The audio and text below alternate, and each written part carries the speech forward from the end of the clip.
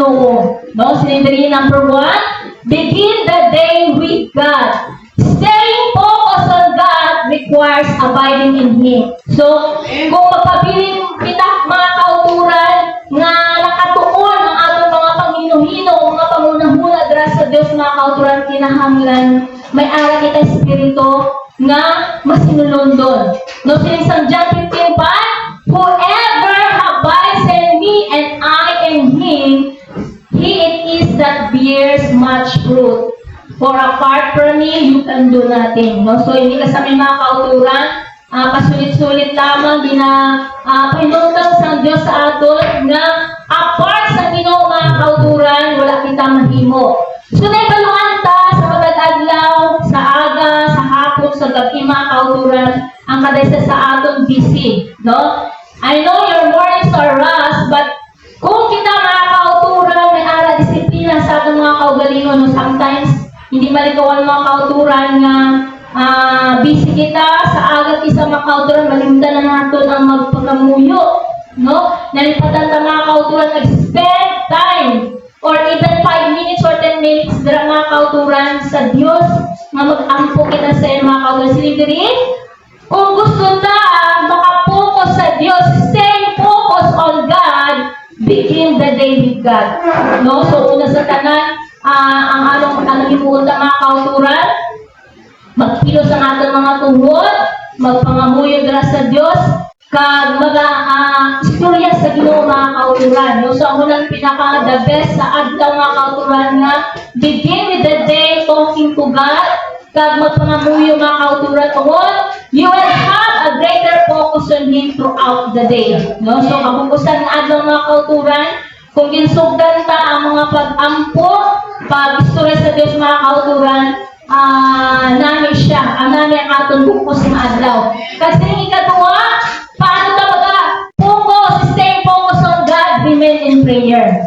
No? So magpabilin na may lampuon. Susunod sa 1 Thessalonians 5:17, pray without ceasing. Pangamuyo, away, paglangan mga kauturan. So, naipaluan ta, madamo kita mga ginaampuan, mga kauturan. Labis na tayo, importante gid nyo, ginaampuan ta aton mga kaugalingon. No? So, may mga problema na ginatubang kita, ang pinaka-the best way mga kauturan nga, no matter what, nga mga palasaan, mga problema, mga sablag mga kauturan, so kadamot ang sablag, no, sa akon na mga kauturan, damo naging sabla to sa adlaw-adlaw, halin sa ubra, pagpulik mo, damo ka masugat ang mga ubra sa balay, no? Kagliban pa sa ubra sa balay, mga stress, mga kauturan na ginatubang ka, bilang mga nanay, mga kauturan, di malikawan. So, pero ang puno sa ating mga kauturan, para magpabilin na nakatuon ang atong mga huna-huna, at atong mga itutulong sa Diyos, remain in prayer, no? Hindi kaya magkalipat mga muyo mga kauturan sa mga distraction na nag-aabot sa atong tunga mga kauturan. So, dapat may harap kita habit every day. No? So, ang habit na dapat mga muyo, i-develop ta ano ng mga kauturan tungkol ang prayer is the best mga kauturan weapon na counter-attack ta atong mga kaaway. Kag nakapri mga kauturan kung paano kita mag-stay focused on God, siyempre limit the distractions. No, sino din may mga distractions sa kabuhi.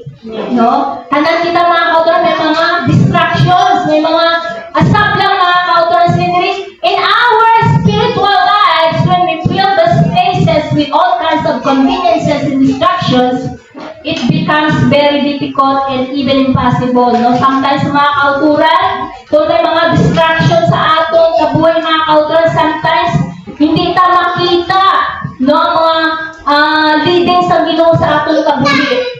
No, Lord, ano ba lang mo ta, sometimes nagakalipat tayo manawag sa Ginoo, may mga distractions sa kabuhi ta, labis na talaga kauturan kung dalag ko mga problema ta.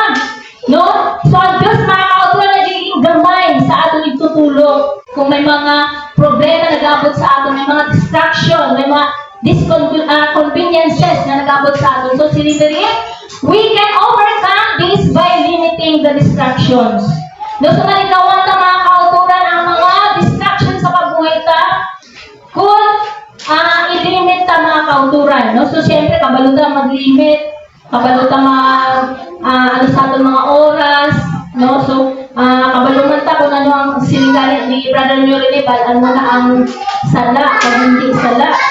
Balaan mo ang tama, kung hindi tama, no? So, sinigari, kinahanglan natin mga kauturan disiplina sa atong mga kaugalingon. No? So, ang pagkadaysa sa aton, kinahanglan, maging priority natin sinigari to keep our Lord in the number one spot in our lives. No? So, bisan anong mga sablag, anong mga panghito o panghito balasang kaaway sa ato, no? Kay tungod, adlaw-adlaw mga kauturan, 24 hours, si Satanas mga kauturan, ganhimugid pa maagi, na maghatag distractions sa ato ng kabuhi, adlaw-adlaw, bisan sa mga pag-amputa, may distraction, no? May ginagamit si Taning para hindi ka kapangamuyo, Sister Esther, no? Gamito niya ang mga bata, no? Ngayon ka makapangamuyo. So, sinigari dapat si Jesus Christ is the number one spot in our lives, mga kauturan. Number 4, mga kauturan, staying focus on God. Number 4, sinigari serve God. No? Alagaran ta ang Ginoo. Sinisang Mateo 6:24, Jesus teaches us, no one can serve two masters, for either he will hate the one and love the other, or he will be devoted to the one and despise the other. You cannot serve God and money. No? So, hindi ka pwede mga kauturan, alagaran ang Diyos, at the same time, alagaran taman ang manggad. So, ginapapili ta sa Ginoo kung ano bala aton piliun. Kwarta ba o ang Ginoo? So, if you're serving God with your resources of time, energy, your skills, and with your money, then stay focused on God will naturally flow. No? So, kung kabalo kita mga kauturan, mag-uyag sa aton mga resources, sa aton mga oras, kabalo kita mag-distinguish kung ano ang tama, kung ano ang dapat unang sa mga kauturan, ang tanan mga kauturan, sinigari makapokus kita sa Diyos, naturally will follow mga kauturan. So, dapat isa lang ang piliunta, pwede gid pinakadabes piliunta ang Ginoo mga kauturan. Katapusan mga kauturan, staying focused on God. Number 5, remove sin from your life. No? Kuhaunta ang mga sala sa atong kabuhi. So, Sister Nora, budlay ba lang magkabuhi bilang isa kang Kristohano? Yes, tuod na saya. Budlay, maging Kristiyano, mga kauturan, kung lalo na sa palimot mo na mga commentators, mga perfecto mga tao na hindi pala, lantaw na sila kaugalingon ba perfect na sila ngayon mga sala. No, sa kasulay mga kauturan, mag-isa, siling mo, Lord, kabudlay, magkabuhi, nga bilang isa ka Kristohan, tungod, ginalantaw sa tao nga doon kabuhi. No? Subihin pa lang kita magkadto, mga kauturan, tungod, hindi kita perfect. Samang nagkakabuhi kita, nagkakadto kita sa ginatawag perfection. Yes! Amen? Hindi kita perfect, mga kauturan, na kita nagkakasala. Pero, ang Diyos na sinari, tinguhaon ka. No? Tinguhaon ka, mga kauturan ako, ang kasala sa kabuhi. Kaya kung wala daw, aglaw na kasala tayo. Sa mata, sa atong mga bakba, sa atong mga dalunggal, mga kauturan, hindi mga party sa lawas na hindi perfect ni. So, dalayawan sa gamo sa Diyos, so, bisa mga kauturan, ano kita sa mga tao, sige lang. Padayon lang, no? Nakikauturan ng mga kauturan, na ginaano ka sa tao, ay, sige, ano ni Bula, daw si siya, daw perfect na siya. Hindi kita perfect mga kauturan, may mga sala kita yan. Pero kasalanan lang mga kauturan, datan na nagkakasala kita, yara kita espiritu nga mapahinubuson, paubos kita mga kauturan tungod, wala kita sa ngayon mga kauturan, nagpalapit kita sa Diyos, wala kita nagpalayo, nag-stay ang imong tatatan, nakasala ka sa Diyos mga kauturan, magpalapit kita sa Diyos, kag magpakaubos kita, kag habang sa Ginoo, Lord, patawara ako sa akong mga nahimo sa sining adlaw. Tungod, Lord, hindi ko kalikawan, no? Hindi ka kalikawan, mga kauturan makasalaan nga. Ang number 1, focus din sa niya, mga kauturan, madula taya sa pag-alagad sa Ginoo. Amo na yung number 1 target sa miyaman sa kabuhita. So ato tinguwaon na kauturan nga kuwaon ta ang sala sa kabuhita para magpabilin kita nakapokus sa Dios mga kauturan. So salamat sa Dios. Gabay pa nga may nakuha kita sa hibalo sa sinikaagaw mga kauturan. Sindri, stay focused on God. Number 1, begin the day with God. Number 2, remain in prayer. Number 3, mga kauturan, limit distractions. Pag number 4, serve God. And lastly, mga kauturan, remove sin from your life. Ano na siya mga bagay, mga kauturan, kung gusto ta makapabilin na nakapokus sa ating mga huna-huna dara sa Diyos, mga kauturan. Praise God! Malay sa Diyos, agad maka-fellowship, kag maka-worship dira sa atong nga Diyos. So, sa tininga kadawon mga kauturan, praise God, no? Ang gindalan si Sister Cura, may anggit man sa aton nga ikudlo-subong, praise God. Mga distractions, mga kauturan sa atong kinabuhi. Apan sa tininga kadawon mga kauturan, steadfast in serving God. No, praise God. Sa sininga kadawon, kinahanglan ang atong pag-alagad sa Dios, no? Matatag or kinahanglan mabakod, no? Hindi pwede mga kauturan nga mangin maluya or mangin weak kita mga kauturan sa pag-serve sa Dios. Kinahanglan mangin remain kita steadfast in serving God sa atong kinabuhi. Praise the Lord. Kag may ari diri mga kauturan mga practice ta or himuon ta para ma-avoid ta ang backsliding sa atong kinabuhi. Praise God, no? Makapahilayo sa pag-alagad sa Dios. So, kinahanglan mga kauturan, may ara kita regular spiritual practices, no? Hindi lamang more kita, hindi lamang may physical mga kauturan, kundi spiritual man nakabahay sa atong kabuhi para magpabiling kita ng steadfast in serving God. No, sa atong mga kabuhi supo nga kagawon mga kauturan labi na sa sininga kalibutan magpadala maluya ka sa pag-alagad sa Dios. Apang hindi dapat mga kauturan kay para hindi kita mahilayo sa pag-alagad sa Dios. Sila number 1, stay rooted in prayer. No, kanina kay Sister Cura. Importante gid ang prayer mga kauturan bilang isa ka Kristohano, kinahanglan rooted kita sa pangamuyo or hindi kita magdiya sa prayer. Kaya ang prayer ang mula magini ang aton weapon mga kauturan nga masarangan ta ang tanan. Without prayer, no power mga kauturan. More power, more prayer, more power. Less prayer, less power. No prayer, no power mga kauturan. Praise God. So kinahanglan ang prayer sa aton kinabuhi hindi gid mawala mga kauturan. Hindi kita magtataka sa pagpangamuyo. Sa time na kita maluya, piliton tagid na magpangamuyo sa Dios. Kaya ang Dios maghahatag sa atong pusod mga kauturan. Kinahanglan may ara kita prayer tungod amoy ni siya ang atong regular communication sa Dios. Magluwa sa prayer, ano bala ang imo communication sa God? Di ba wala? Through prayer, maka-communicate ikaw sa Dios mga kauturan, kag magabulig ini siya nga makasting focus ikaw sa Dios. Kung may prayer ikaw, may focus ikaw sa Diyos, nga nagapangamuyo ka. Kung wala ikaw prayer, paano ikaw makafocus sa Diyos? Kung wala prayer, mahimo, fokusan mo ang iban ng mga butang or ang iban ng mga bagay. Praise God! Kag through prayer, mga kauturan, makarely kita sa strength sa Diyos. Kung may prayer ka, mga kauturan, may ara ikaw strength. Kag tila ikaw nag-rely sa imo strength sa Diyos. Tagaan ikaw, kusog sa Diyos mga kauturan, tungod nagapangamuyo ka. Kung wala ka prayer, tistingin nyo bala ang isa ka Kristohanon na wala prayer, wala na siya kusog. Ano pa? Mapos siya sudlon sa kaaway. Mapos ka ni sudlon ang nagapangumuyo. Ang wala pagid, lalo na mga kauturan. Kita gani nga nagapangamuyo pa. Kaya aman, ari ka di adlaw-adlaw sa simbahan. Gaano ka di ka pangamuyo? Pero kung sudlon kita sa kaaway, daw madala ka pa.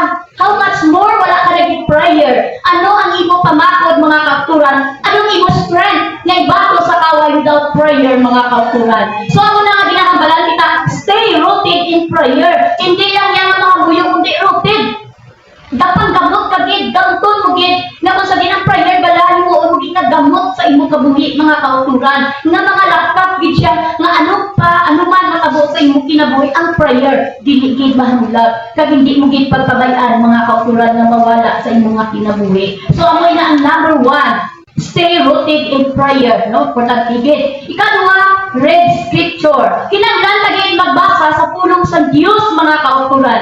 Nga man kung may ara ikaw consistent mga kauturan meditation on God's word, amo ini siya ang makakip sa imong heart nga mag-align sa will sa Dios. Di ba may mga will kita nga aton? At ang mga kauturan, without meditation sa Word of God, mga kauturan, ang atong gidwell ang matuman. No, kapag ibabaw gid ang atong will, mga kauturan, kay pero kung nag-meditate kita sa Word of God, ang magaling sa pulo sa Diyos, by adlaw kagabi, i-meditate ka o ibulay-bulay yung ang pulong sa Diyos, mga kauturan. So, kinahanglan may ara kita meditation sa Word of God, mga kauturan, agod na ang atong heart ma-align sa will sa Diyos. Kaya kung ano ang will sa Diyos, hapos na lang kung nag-align mga kauturan. Kaya kung wala nag-align, mabudlay gid. No, kung wala na-align ang imo heart sa will sa God, kag hindi matuman ang imo will, dako gid nga katalagman ang mahitabo sa imo kay gusto mo ang imo gid ang matabo. Apang kung ang imo heart naka-align sa will sa God, manginahapos ang tanan mga kauturan. Praise God. Kasi pa provides guidance for daily living. Kung kita mga kauturan nag-meditate sa Word of God, amo ini siya ang Word of God mga kauturan ang nag-provide sa atong giya sa adlaw-adlaw ka nga pagkinabuhi. Kung baga siya ang atong guidance, siya ang nagatublo sa aton kung ano ang aton himuon sa adlaw-adlaw na tanan. Sa aton daily living mga kauturan, labi na gid nga mabudlay ang tanan, magpangabuhi sa adlaw-adlaw na tanan. Pero kung hindi kita agiyahan mga kauturan sa Diyos ang iyang mga pulong, ano mga kauturan nga daily living ang matabo sa imo. Pero kung ara kaya nagabulay-bulay sa Word of God, mangin mahapos kay nga provide niya ka, giyahan niya ka sa imo nga himuon mga kauturan sa adlaw-adlaw na tanan. Praise God. Kung baga may gabulig sa imo pahinumdo, kung baga may gabulig sa imo hambal, kung baga may gabulig sa imo giya, kung anong himuon mo, diin ka maagi mga kauturan. Praise God. Amoy na ang Word of God na kinahanglan may meditation kita. Kaya kung nag-meditate kita sa pulong sa Diyos, amo na siya masulod sa atong heart. Kag amo na mag-align na siya sa will of God. Kung anong will of God sa imo sa adlaw-adlaw na tanan, mangin mahapos lang ang mga kauturan. Hindi ka na bala maupos, hindi ka na bala magreklamo, hindi ka na bala magsilina, ano gini gusto ko himuon. Pero kung naka-align na siya, mangin smooth ka, maging mahapos lamang ang tanan mga kauturan. Nagsilin niya, number 3, surround yourself with believers. No? Bilang isa ka Kristohano, kinahanglan agad mapalibutan ang atong kaugalingon o kita mismo ang nakapalibot sa atong believers.